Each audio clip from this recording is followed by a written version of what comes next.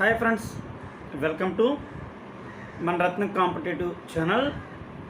So friends, దయచేసి ప్రతి ఒక్కరు కూడా ఎవరైతే గ్రూప్ 2 కొరకు పోస్టులు తక్కువ ఉన్నాయని కాక గ్రూప్ 2 కొరకు ప్రిపేర్ అవుతున్నారు, సొంతంగా మేము నోట్స్ రాసుకోవాలి, ఏ పుస్తకాలని మేము తీసుకుని చదవాలి, ఎలా చదవాలి ఏంటి అన్నది చాలామంది అయితే కనుక అడుగుతున్నటువంటి పరిస్థితి. సో దయచేసి ప్రతి ఒక్కరూ ఈ వీడియోని మీరు పూర్తిగా చూడండి. మీకు ఎలాంటి పుస్తకాలు కావాలో, మీకు ప్రాక్టీస్ చేసుకుంటానికి ఏ బిట్స్ కావాలి అన్నది కూడా నేను క్రింద డిస్క్రిప్షన్లో లింక్ ఇస్తాను. మీకు మంచి బుక్స్ చాలా పర్ఫెక్ట్గా ఉంటాయి. పుస్తకాల విషయంలో కూడా మంచి మెటీరియల్ అనేది డిస్క్రిప్షన్లో ఉంది. అలాగే మేము కరెంట్ అఫైర్స్ కానీ ఇక కరెంట్ అఫైర్స్ సబ్జెక్ట్స్కి సంబంధించి నేను ప్రతిరోజు సాయంత్రం, రోజుకి ఒక్కసారి సాయంత్రం మాత్రమే బిట్స్ ప్రాక్టీస్ పెడుతున్నాను. కొంతమంది మంచి గ్రూప్ అయితే కనుక, అందరూ కాదు, నేను అందరినీ కూడా నేను చెప్పలేను, కానీ కొంతమంది ఆశయంతో, దృఢ నిశ్చయంతో, సంకల్పంతో, ఒక లక్ష్య సాధనతో ఉన్నటువంటి వాళ్ళు కొందరైతే కనుక జాయిన్ అవుతున్నారు. ఇది గ్రూప్లో నేను ఎవ్రీడే ప్రతిరోజు చక్కగా ఆ బిట్స్ అనేది చక్కగా నేను చెప్తున్నాను. డే టు డే ప్రతిరోజు కూడా చక్కగా జరుగుతూ ఉంటాయి. అది కూడా మీకు క్రింద డిస్క్రిప్షన్లో లింక్ ఉంటుంది. టెలిగ్రామ్ అనే యాప్ని మీరు వేసుకుని అందులో మీరు జాయిన్ అవ్వండి, ఓకేనా? లింక్ ఉంటుంది, యాడ్ మెంబర్ అవ్వండి. టెలిగ్రామ్ గ్రూప్ అది. సో ఇప్పుడు ఇక్కడ గ్రూప్ 2కి సంబంధించి 36 మొత్తం, అంటే మన గ్రూప్ 1 గ్రూప్ 2 కలిపి 36 పోస్టులు, అవునా? ఓకే, ఇది బాగానే ఉంది.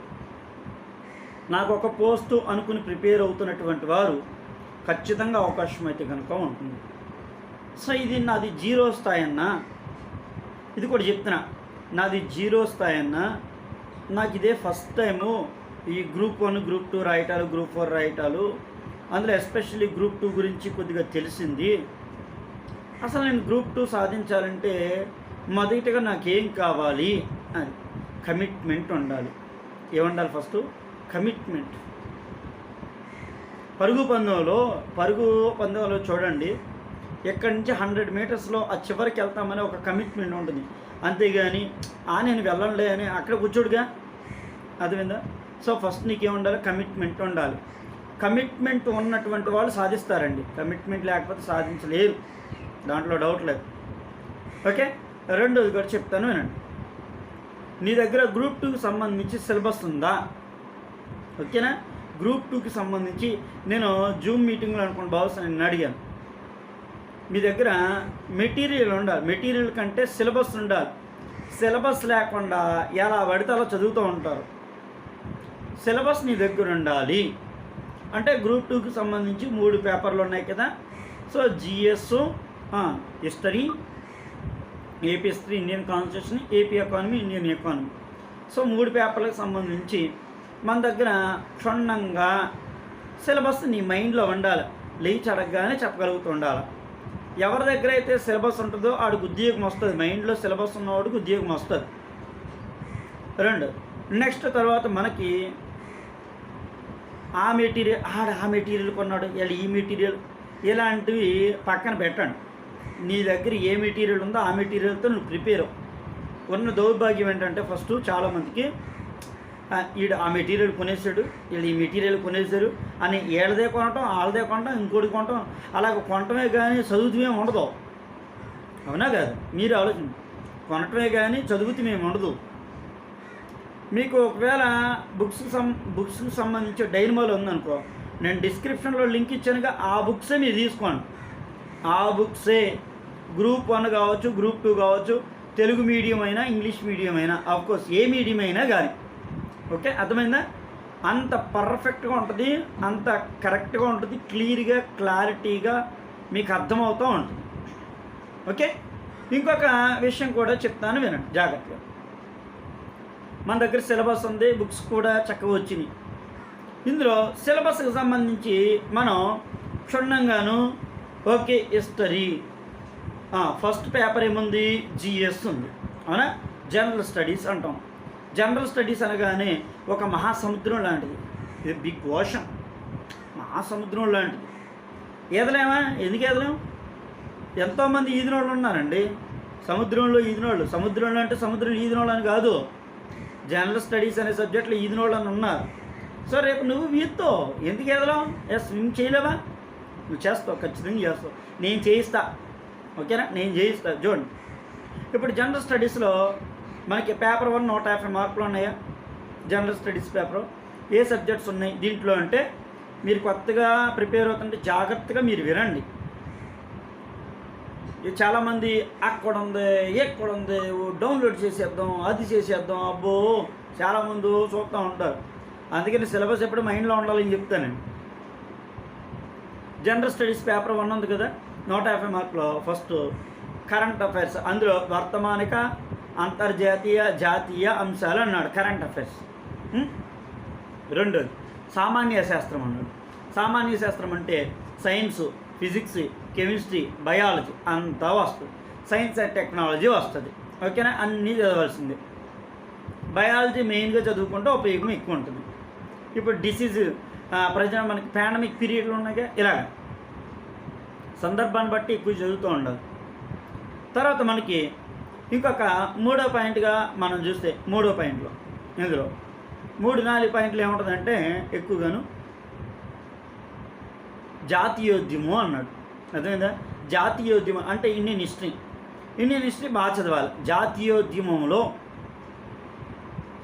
అంటే ఆధునిక భారతదేశంలో జాతీయోద్యమాన్ని ప్రత్యేకమైనటువంటి దృష్టితో చదవండి అయ్యా అని చెప్పాడు. సో జాతీయోద్యమం అంటే మనం మోడర్న్ హిస్టరీ ఉంది కదా, ఆధునిక భారతదేశం, ఆధునిక ఆంధ్ర, సో అదంతా చదవాల్సింది తప్పదు, ఓకేనా. ఆధునిక భారతదేశం మొత్తం చదవండి. ఇక వీటి తర్వాత ఆధునిక భారతదేశం తర్వాత మళ్ళా పాలిటీకి సంబంధించి ఒకటి అడిగాడు. పాలిటీ ఏమడిగాడు? గవర్నెన్స్ అంటే గవర్నింగ్స్ అని అంటాం. గవర్నెన్స్ పాలన గురించి చాలా స్పష్టంగా అడిగాడు. అడ్మినిస్ట్రేటివ్ అది చదవాల్సింది మొదటి పేపర్లో. ఆ తర్వాత జాగ్రఫీ, అది ఇండియన్ జాగ్రఫీలో 2 రకాలు అండి. ఒకటి ఇండియన్ జాగ్రఫీలో ఫిజికల్ జాగ్రఫీ, పొలిటికల్ జాగ్రఫీ ఉంది. ఇండియన్ జాగ్రఫీలో ఫిజికల్ జాగ్రఫీ, పొలిటికల్ జాగ్రఫీ ఉంది. తర్వాత ఏపీ జాగ్రఫీ చదవాల్సింది. మళ్ళీ వరల్డ్ జాగ్రఫీ ఏం అవసరం లేదు, ఏం బాగా, ఓకేనా. గ్రూప్ 1 స్టాండర్డ్ పెట్టుకుంటుంది ఇది. నెక్స్ట్ తర్వాత పేపర్ 1 నేను పేపర్ 1 చెప్తున్నాను ఫ్రెండ్స్. పేపర్ 1లో వీటి తర్వాత ఇంకేమున్నాయన్నా అంటే అది చెప్తాను, జాగ్రత్త వినండి. ఇంకొద్దిగా ఎదురుకి వెళ్తే మనకి ఎస్ఆర్సి అనేది యాక్ట్ ఒకటి ఉంది, స్టేట్ రీఆర్గనైజేషన్ యాక్ట్. ఏంటది? స్టేట్ రీఆర్గనైజేషన్ యాక్ట్ అంటాం. సో స్టేట్ రీఆర్గనైజేషన్ యాక్ట్ ఉంది కాబట్టి దాని గురించి చదవాల్సిందే. అంటే 2014 ఎస్ఆర్సి యాక్ట్, దీని గురించి బోర్డు కమిషన్స్ ఉన్నాయి. ఇది జీవీకే కమిటీ లేదా మనకి, వల్లభాయ్ పటేల్, జీవీపీ కాదు, జవహర్లాల్ నెహ్రూ, వల్లభాయ్ పటేల్, అదేనా, పట్టాభి సీతారామయ్య, జేవీపీ కమిటీ అంటాం, కైలాసనాథ వాంచు అంటాము, ఎస్కే దార్ కమిషన్ అంటాం, ఓకేనా, ఫజల్ అలీ కమిషన్ అంటాం. ఇవి అంటే అక్కడి నుంచి చదవాల్సినటువంటి పరిస్థితి. అంటే 1956లో రాష్ట్రాల పునర్వ్యవస్థీకరణ చట్టం, అది 7th అమెండ్మెంట్ 1956, అది చదవాల్సింది. సో ఓకే అన్న, ఇది బాగానే ఉంది. ఇంకా మనం కొద్దిగా కరెంట్ ఎకానమీని ఒకటి చదవాలి పేపర్ 1లో. నెక్స్ట్ డిజాస్టర్ మేనేజ్మెంట్, చాలా ఈజీగా ఉంటుంది, కష్టంగా ఉంటుంది, చాలా ఈజీగా ఉంటుంది. డిజాస్టర్ మేనేజ్మెంట్ బాగా చదవాలి, ఓకేనా. నెక్స్ట్ తర్వాత ఇది అయిపోయింది. ఇక నెక్స్ట్ స్టెప్లో మనం చూస్తే ఇందులోని పేపర్ 1లో అర్థమెటిక్, రీజనింగ్, డేటా ఇంటర్ప్రిటేషన్ ఇవన్నీ కలిపి 12 మార్కులు అండి. అది కష్టమే ఉండదు, డెడ్ ఈజీగా ఉంటుంది. ఇది పేపర్ 1. సో ఈ పేపర్ 1లో మనం గట్టిగా బాగా చదవగలిగితే 110 మార్కుల వరకు సంపాదించుకునే అవకాశం ఇది. ఏదో 130 మార్కులు 150కి 130 140 వస్తాయి నేను చెప్పను. మినిమం 110 మార్కులు గట్టిగా అనుకుంటే 110 115 మార్కులు సంపాదించుకోవచ్చు. ఓకేనా? ఇది రెండోదిగా, ఎందుకంటే కాంపోనెంట్స్ ఎక్కువ ఉన్నాయి కదా, అది ఆలోచించండి. Second paper AP history, Indian history. AP హిస్టరీకి వచ్చేప్పటికి మళ్ళీ మనకి ఏపీ హిస్టరీకి వచ్చేప్పటికి మనకి శాతవాహనులు, ఇక్ష్వాకులు, బృహత్పలాయనులు, శాలంకాయనులు, విష్ణుగుండినులు, ఆనంద గోత్రిజులు, రణదుజ్జయులు, వాకాటకులు. తర్వాత తూర్పు చాళుక్యులు, చాళుక్య చోళయుగం అంటాం. తూర్పు చాళుక్యులు, చాళుక్య చోళయుగం. రెండో శతాబ్దం నాటి మత ఆర్థికపరమైనటువంటి పరిస్థితులు ఆంధ్రాలో బౌద్ధ మతము ఏ విధంగా విస్తరించబడింది, బౌద్ధ జైన మతాలు ఎలా విస్తరించబడ్డాయి అనేది ఒక టాపిక్ అనమాట. సెకండ్. సో ఇది తర్వాత మనకి కాకతీయులు, విజయనగర సామ్రాజ్యం చదవాలి, లైట్గా టచ్ చేయాల్సిందే. కాకతీయులు మనకు లేదు కదా అని అంటే లేదని అనుకోకుండా ఉంది. తూర్పు చాళుక్యులు మెయిన్ టాపిక్. ఓకేనా? 29 మంది రాజులు ఉన్నారు, వాళ్ళ గురించి చదవాలి. రాజమండ్రి సృష్టికర్త ఎవరు? వీళ్ళ కాలంలోనే రాజరాజ నరేంద్రుని ఆస్థానంలో రాజమండ్రి సృష్టికర్త అమ్మరాజు. రాజరాజ నరేంద్రుడు ఉన్నాడు, ఆడి దగ్గర ఎవరున్నాడు? నన్నయ్య ఉన్నాడు. నన్నయ్య ఏం రాశాడు? మహాభారతాన్ని రాశాడు, తెనింగించాడు. తర్వాత ఎర్రనామాచ్యుడు ఉన్నాడు, అవునా? తిక్కనామాచ్యుడు ఉన్నాడు. వీళ్ళ గురించి అంతా చదవాల్సింది. మనం రెడ్ రాజులు ఉంది, రెడ్ రాజుల గురించి చదవాలి. బహుమని ఎంపైర్స్ గురించి చదవాలి. కుతుబ్ షాహీలు ఉన్నారుగా, వాళ్ళ గురించి చదవాలి. ఓకేనా? వీళ్ళ గురించి చదువుతా మోడర్న్ ఏపీ చదవాలి, ఆధునిక భారతదేశం. సో దీనికి సంబంధించి మంచి బుక్స్ పెట్టాను నేను, మీకు ఎక్సలెంట్గా ఉంటాయి బుక్స్. సో ఇది ఏపీ హిస్టరీ. తర్వాత ఇండియన్ కాన్స్టిట్యూషన్. సో ఇండియన్ కాన్స్టిట్యూషన్కి సంబంధించి మనం ఏం చదవాలనంటే అది కూడా నేను పెట్టాను. చక్కగా లక్ష్మీకాంత్ గారి బుక్ ఒకటి ఉంది, లేదు అనుకుంటే కనుక లక్ష్మీకాంత్ గారిది ఉంది. ఇక జీవీకే కృష్ణారెడ్డి, ప్రభాకర్ రెడ్డి, ఇవి కాకుండా ఇంకా పెట్టాను, చాలా పెట్టాను. డిడి బాసు, దుర్గాదాస్ బాసు ఉంది, పిఎం బక్షి ఉంది. One of the top Telugu academy పుస్తకాలు కూడా నేను పెట్టాను, చాలా బాగుంది. చక్కగా అందులో మనకి భారత రాజ్యాంగంలో ఉన్నటువంటి చారిత్రక నేపథ్యం, historical background of 1, historical background of 2 అన్నాం. చట్టాల గురించి బాగా చదవాలి, చట్టాల గురించి చదవాలి.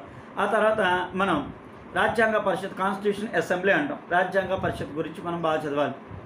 ఒక క్వశ్చన్ వస్తుంది. అలాగే ప్రవేశిక, భూభాగం, ప్రాథమిక హక్కులు, fundamental rights, fundamental duties, next DPSP, directive principle, state policies, central government, next రాష్ట్రపతి, ఉపరాష్ట్రపతి, ప్రధానమంత్రి, మంత్రిమండలి, కౌన్సిల్ ఆఫ్ మినిస్టర్స్ ఉన్నాయిగా. అలాగే సుప్రీంకోర్టు, హైకోర్టులు, సెక్షన్ కోర్టులు, జిల్లా కోర్టులు, మున్సిపల్ కోర్టులు, టాడా కోర్టులు. సో ఇలాగ జాతీయ లోక్ అదాలతులు, లోకాయుక్త ఉంది కదా, లోకాయుక్త. సో ఇది ఇలా 73, 74 అమెండ్మెంట్స్, రాష్ట్ర ప్రభుత్వము, నెక్స్ట్ హైకోర్టులు, ఇవన్నీ చదవాలి చక్కగా. చాలా బాగుంటుందండి, కష్టం కూడా ఏముండదండి. నెక్స్ట్ ఇది సెకండ్ పేపర్. సో ఈ 2 పేపర్లో ఏపీ హిస్టరీ 75, కాన్స్టిట్యూషన్ 75, ఈ రెండింటిని మించి దాదాపుగా 8 మార్కులు వస్తాయనంటే 150 మార్కులకి దాదాపుగా 120 నుంచి 130 మార్కులు సంపాదించుకోవచ్చు. 120 నుంచి 130 మార్కులు ఖచ్చితంగా సంపాదించాలి, కష్టంగా ఉండదు. ఓకేనా? 120 నుంచి 130 మార్కులు, అదొక 110 నుంచి 115 మార్కులు గుర్తెట్టుకోండి. పేపర్ 3 ఎకానమీకి వచ్చేప్పటికి డేటా చదవాలి. AP economy, Indian economy, current economy, world economy, చాలా ఉంటుంది. అదేనా? So economy, AP economy, Indian economy కలిపి, ఏపీ ఎకానమీ, ఇండియన్ ఎకానమీ కలిపి, సో ఈ 2 కలిపి దాదాపుగా ఎన్ని మార్కులు కొండొచ్చు? 150 కదా. మరి మూడో పేపర్ 150 కాబట్టి దీంట్లో గట్టిగా మనం బాగా కష్టపడి చదవగలిగితే 90 నుంచి 110, 120 మార్కులు సంపాదించుకోవచ్చు. అదేవిధంగా 90 నుంచి 110, 115 రఫ్గా అటు ఇటు సంపాదించు. అంతేగాని 130 వస్తాయి, 140 వస్తాయి, 100 అలా కరెక్ట్ కాదు. 90 నుంచి మినిమం మనం సంపాదించు. అంటే మొదటి పేపర్లో 110, 115 సంపాదించాం, మొదటి పేపర్ 110 సంపాదించామండి. రెండో పేపర్లో ఖచ్చితంగా 120 నుంచి 125 సంపాదించాం, 125. మూడో పేపర్లో వచ్చేప్పటికి అట్లీస్ట్ వెళ్ళేదిన ఒక 105, 100 మార్కులు, పోనీ 100 మార్కులు అండి. 100 + 125, 225, అదొక 110, 335, 340. ఎందుకు రాదు? మీకు అర్థమైందా? 335 నుంచి 340 ఖచ్చితంగా ఉద్యోగం వస్తుందిగా. ఒక ప్రణాళిక ఉండాలి, నిర్దిష్టమైన ప్రణాళిక ఉండాలి. నిర్దిష్టమైనటువంటి ప్రామాణికమైనటువంటి పుస్తకాలు ఉండాలి. సో ఇలా ఉండగలిగితే, ఇలా వస్తే కనుక ఉద్యోగం సాధించడం కొద్దిగా మనకి చాలా ఈజీ తరం అవుతుంది. సో ఇది నేను మీకు బుక్స్ పూర్తి స్థాయికి అయితే కనుక చక్కగా నేను పెట్టాను. అది మీరంతా చూడండి. డిస్క్రిప్షన్లో లింక్ కూడా ఇస్తాను, మీరు ఓపెన్ చేయండి. Okay, thank you friends.